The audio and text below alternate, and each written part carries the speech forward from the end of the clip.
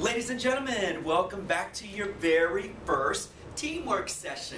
Hopefully you had fun at your kickoff. I've been at a few of your kickoffs. They were a lot of fun. I love being there with the kids. But anyway, hopefully you had fun at your kickoff session. And now you're going to move into your first session. So don't forget, ladies and gentlemen, you are in the team building and leadership development phase. So very similar to some of the team building activities you did at your kickoff. Now you're going to do, very similar activities in the classroom, just exclusively working with the young people that you met at your kickoff. So don't forget. From here on out, for the next 6 weeks, you're in the team building and leadership development phase. Now, we want to keep that momentum going in, that kind of discovery and getting to know your kids and them getting to know you. So we're going to give you yet another little name game, kind of getting to know each other game.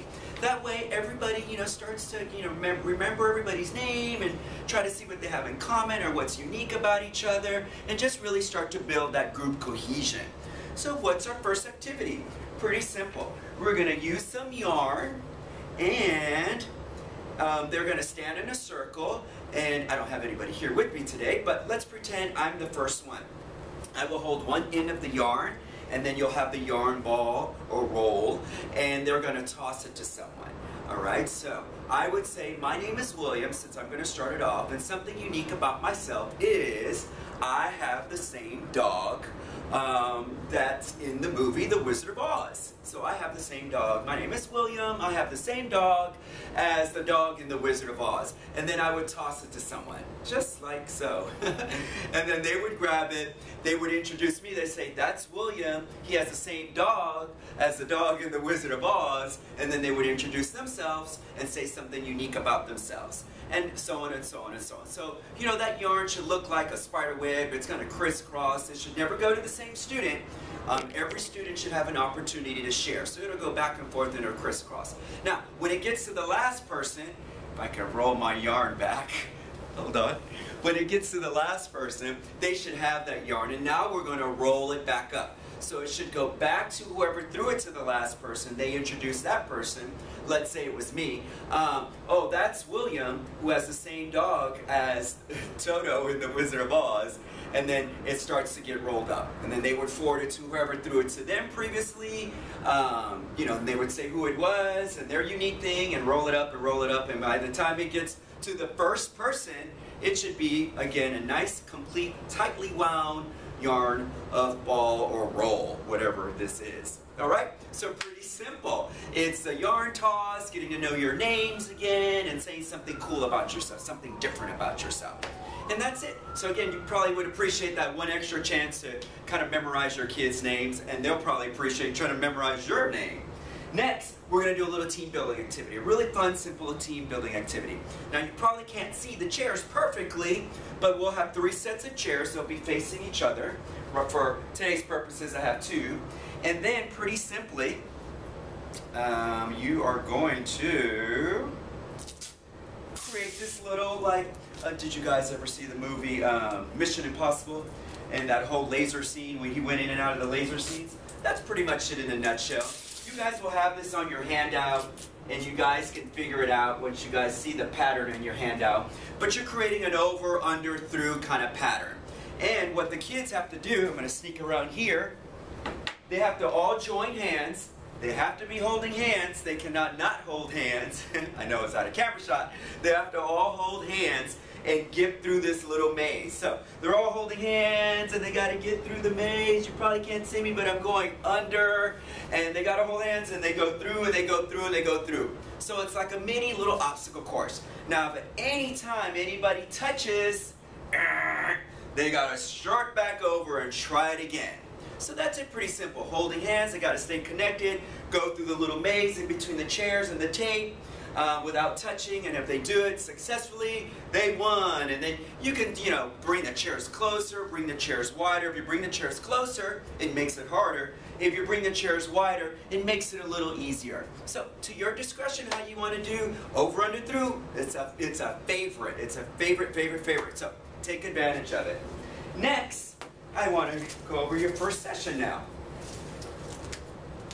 Your first session, as I said to you before, is about creating the structure, setting the tone to ensure that positive group interaction.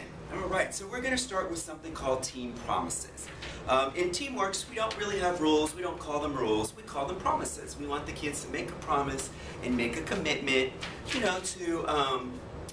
cooperate respectfully, have that routine and that structure just to ensure just that positive interaction and that group cooperation.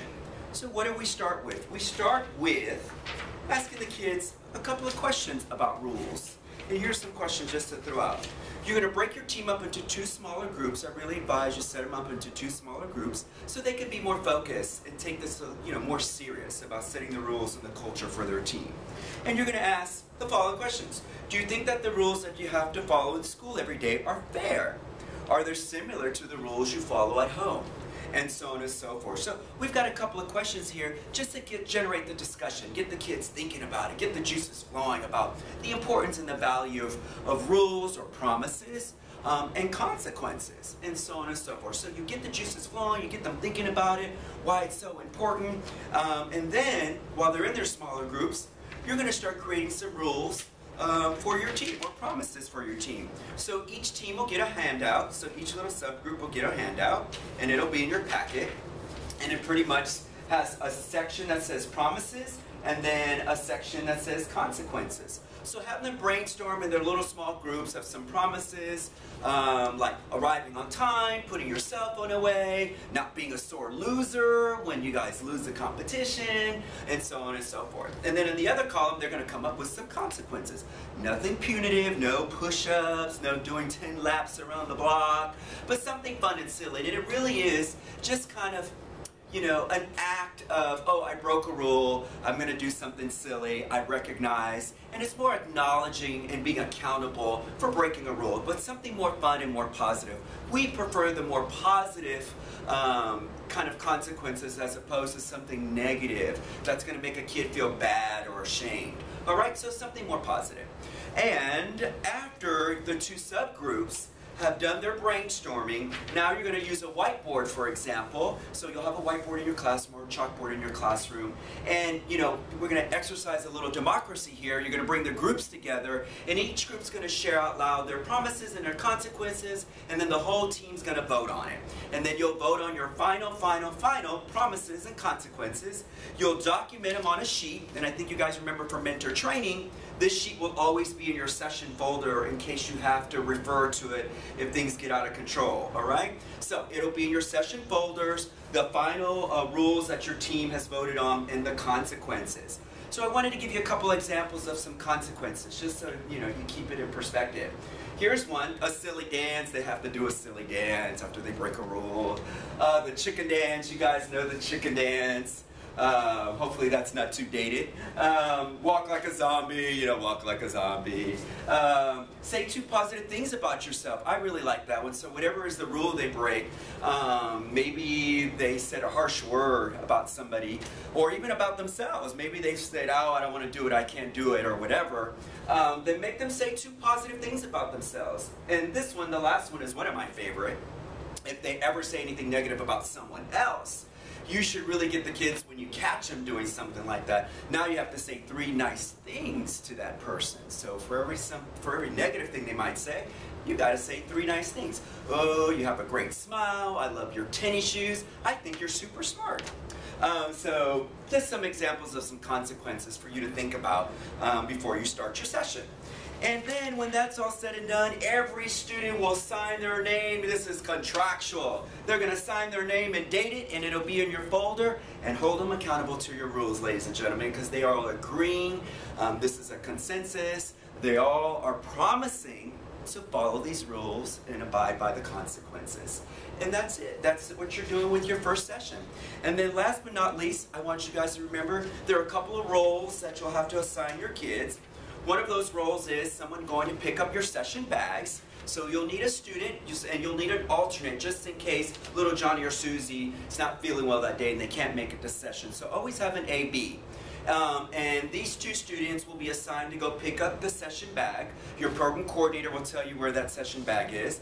Number 2, find a pair to also be responsible for all the students signing in, so making sure they pull that sign-in sheet out of the session folder and they go around and make sure everybody on the team is signed in. And then number 3, distributing your snacks. Kids love leadership opportunities and opportunities to take on a role. So please think about that. So find 2 kids to pass out your snacks, and then 2 kids to help you clean up at the end of the day, and I'm sure you'll appreciate an extra pair of hands.